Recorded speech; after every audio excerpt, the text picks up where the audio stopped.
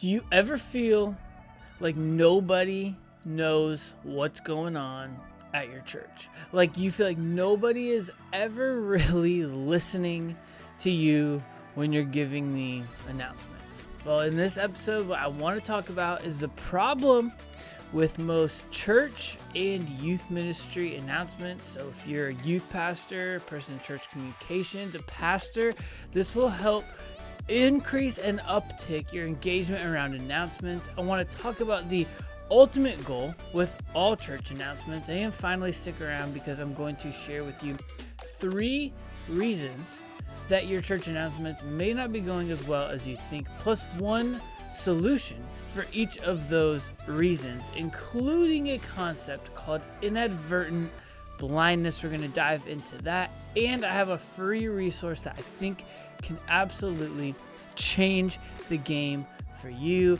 I think part of our problem here in 2025 in churches in North America, or let's just be honest, around the world, is that we need to stop acting as churches like we're in the 1990s and stop making boring announcements. Give me a like if you've heard the stat that we as humans have a shorter attention span now than goldfish. If that's the case, then we definitely have to figure something out, because you have some great things going on at your church, and if people don't know about it, they can't get to them.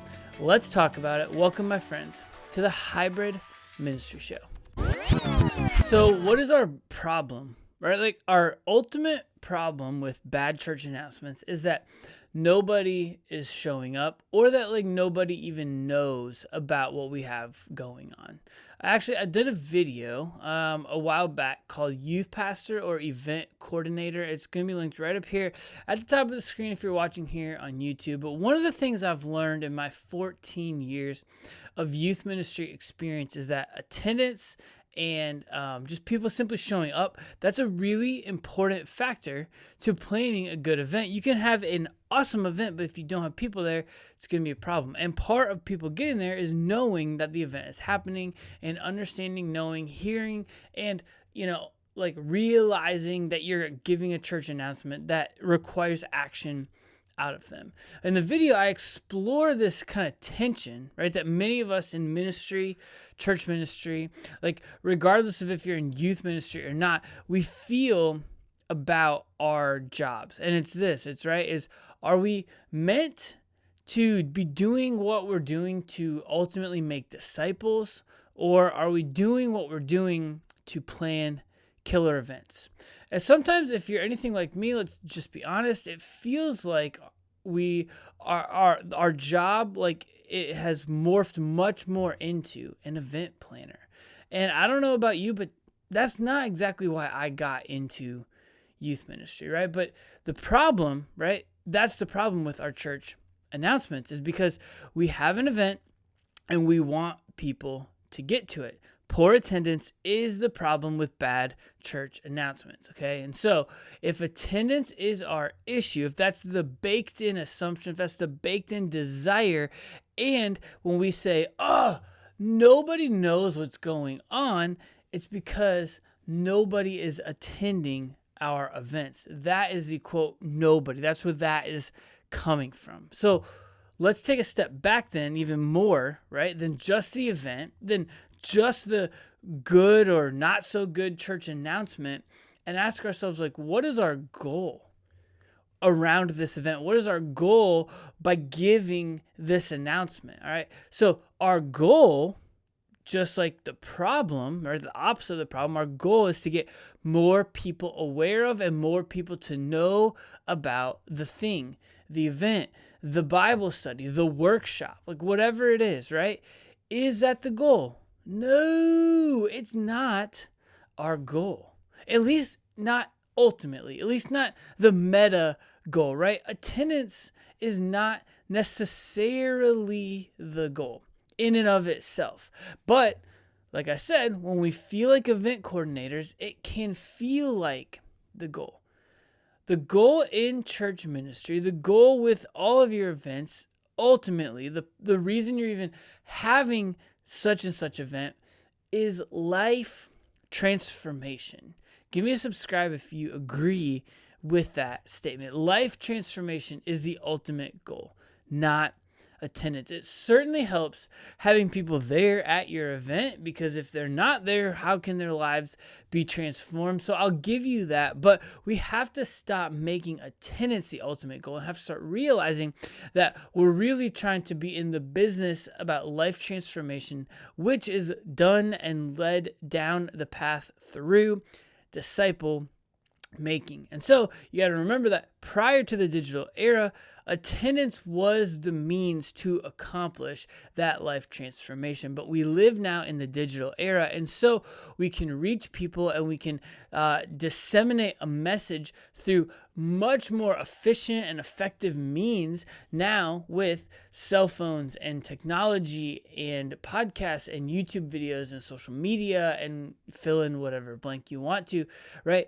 You got to realize that getting people in the room was originally that goal towards life transformation, but that's not exactly the era that we're living in. So what is the goal? If the goal is life transformation, how can we accomplish that? And also, how can we accomplish that in the new digital era, right? Churches, I referenced it in the intro, churches are operating like it's the 1990s. And here's what I mean by that. In the 1990s, if you wanted to watch Seinfeld, you had to catch it live on NBC the night that it aired and debuted. And if you didn't, then you better hope that you have a good DVR, which I don't even know if those existed in the 90s. And then if you didn't have that, then tough luck, man. You're going to have to catch that sucker on syndication when it comes out in the summer. Compare that to the drop of Stranger Things season 2, where my wife and I, pre-children, watched the entire season on a Saturday, right? Like, it's just a completely different mindset and framework. We live in a Netflix culture, not a cable TV culture. And so people, when you have information, they're operating under the guise of it being Netflix. But we're treating it like cable TV. Like, we say this thing, like, I'm going to share with you the key to life. They're like, cool, tell me where to find it. And you're like, Sunday at 10 o'clock. It's the only time to find it. That's a huge cultural disconnect. So I have a few ideas of 3 different problems and a solution for each of the problem. Let's dive in. So one of the reasons that I think our church announcements can tend to be failing is this first concept here, I think, is just that we live in a culture with an oversaturation of noise. You know, there's so much noise around us. There's so much and so many things. They're just simply vying for our attention. And so we as a church, we too are vying for people's attention. Paul Angon on a Carey Nieuwhof podcast called it inadvertent blindness. And what he said, we really only see what we're looking for. And so the fact is, if people aren't looking for your church thing, again, that Netflix versus cable TV, if they're not looking for it, like, oh, I heard there was a retreat, so I'm going on the website to find the answer to it, right? As opposed to us who we're dishing it out. We're like, well, we announced it on Sunday. They weren't looking for it on Sunday, right? It's that oversaturation of noise, inadvertent blindness, right?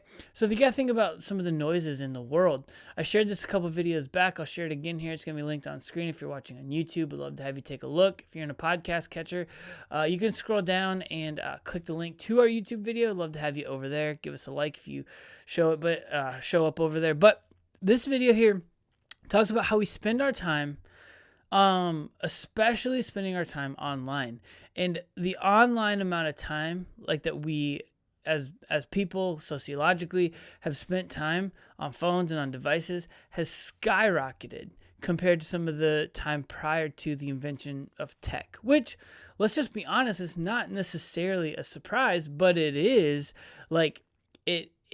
a factor that we have to deal with, right? In today's day and age in 2025, people that don't know what's going on, it's probably because there's so much to pay attention to. So my proposal, right, my solution is get my free hybrid strategy guide. It's linked down below in the show notes. And the reason why that's important is because that will help you shift in some areas from a cable TV culture where the only time that people can hear you, hear the message of Jesus, hear your announcements, whatever the case might be, to more of a Netflix culture.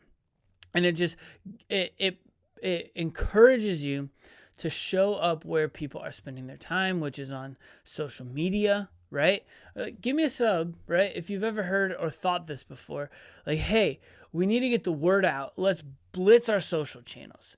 And if all you're ever doing is blitzing your social channels with getting the word out, then you're just turning your social channels into an announcement bulletin board. And that's not what those were made for. And so you're going to have a less effective reach on those social channels because you're not using them what they were made for. Instead, send an announcement out via like a push notification, a text message, or even like update it on the calendar, right? And what we do is like we encourage our parents and our students to just like subscribe to our Google Calendar. And so if something changes, it changes on our end. It'll change on their end if they're subscribed to it in their where? In their calendar, which is what like an event, that's where an event is meant to be, inside a calendar. But not just on your church calendar, on your church website that you want people to go to so that they know about your event. You want it to somehow get to their church, like not church, but their personal calendar. That's how people live their lives, through their calendars. So use the things that are meant to be used for the purposes that they're made for. And you should use social media for the purposes that it's made for. My hybrid strategy guide will help you knock social media out of the park and become more hybrid with some of your messages and other channels and usages on social media. So the second reason that I believe that some of our church announcements are falling flat is because we as churches are living in a cable TV mentality versus a Netflix or an on-demand mentality, right? You understand, we've been talking about that in this video. The person who I think has helped navigate that best for churches is Brady Shear up at Pro Church Tools. And he has a website builder called Nucleus. And now whether you use his website builder or not, and if you don't really have experience building websites, then I 100% recommend Nucleus because it's a church website builder for churches and by church like people. And so you don't have to have a ton of like website skills to make it happen. Like a noob like me can build a website using Nucleus. But more than that, like what I want you to understand is that his concept behind it being Nucleus is that every church announcement is done on the website. And so as opposed to like you getting up on the stage and saying, if you want like information about Bunko Night, talk to Dear Aunt Sally. And if you want information about the youth retreat, talk to Youth Pastor Ryan. And if you want to give, you can give via our website. You can do text to give. You can scan this QR code for a Venmo. We have Apple Pay. We have Google Pay. And if you want to know about the prayer meeting, email Chuck at ourchurch.com. And the kids ministry has a big camp out thing coming up. Swing by and grab a flyer in the lobby. Like there were 5 different call to actions in that, right? There's Sally, there's the youth pastor, there's any different amalgamation of giving opportunities. There's emailing, and then there's a flyer.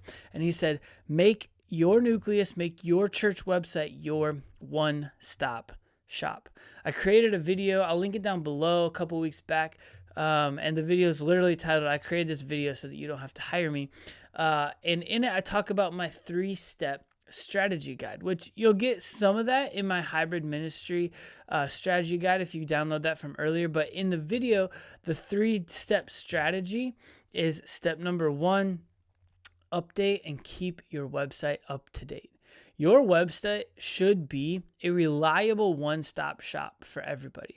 And one of the ways to make your announcements better is to have the support of your website behind it. And so, like, for example, Brady uses this example all the time, like a trailer for a movie. When you go to the theater, you're not like sitting there watching a trailer to a movie that you can't wait to see And it ends with them being like, now on November 27th, it's going to be showing at 11, 11:30, 1, 1:15, 2:30, and that's going to be in theater 6. Theater 7 is going to have it at 3:15. Like, no, that's boring. But that's what we do as churches, right? Bunko night. Here's all the details in the fellowship hall. Bring a dip to share. It's going to be on November 27th. It's going to be at 7:30. If you don't have any dice, make sure you contact dear Aunt Sally and she'll bring you an extra pair of dice. That's boring. And so we're trying to take information and make that be the thing that captures people's attention. And you know as well as I, especially if you're trying to use social media for that, that's not what social is used for. Best, you're not going to hook them with the quote information. And so what do we do to capture their attention? So a movie trailer is just like, it like makes you like fall in love with the idea of this movie Wicked. And then when it comes out, what do? You go discover when it's playing. You go to the website. You figure out how to get the tickets. You wanted to do it first, and then that promoted you to action. In church, we give all the information and hope that that's going to promote people to action, and it has the opposite effect. And so if you back up your church announcements with a good website that's always up to date, you can get on stage and make your announcements good, closer to like a movie trailer-esque, knowing that your website is going to answer the questions that people are looking for. So my solution to this cable TV versus on-demand world is I have a resource, I have a service called Communications for You. It's where I will run your church communications. I will make your website. I'll keep it up to date. I can even help promote and manage some of your socials. And so you can explore more of what that looks like in the link down below. But I'm sure as I'm explaining, like you should have a good website and all these things, you're like, that sounds great. I don't have time. I can make your announcements better by keeping your website behind you good, clean, and up to date. And then reason number 3 is very simply, your announcements are just boring. Like they're just boring. And what I have for you is an announcement strategy that I want to encourage you to start stealing for better, more crisp, and clearer church announcements. And that is going to be linked on the video in the very next video in this playlist and in this series. And so that's going to be right here on screen. If you see that, go ahead and tap on in so that you can get better and less boring church announcements. We'll see you over there in that video. And don't forget, my friends, as always, to stay hybrid.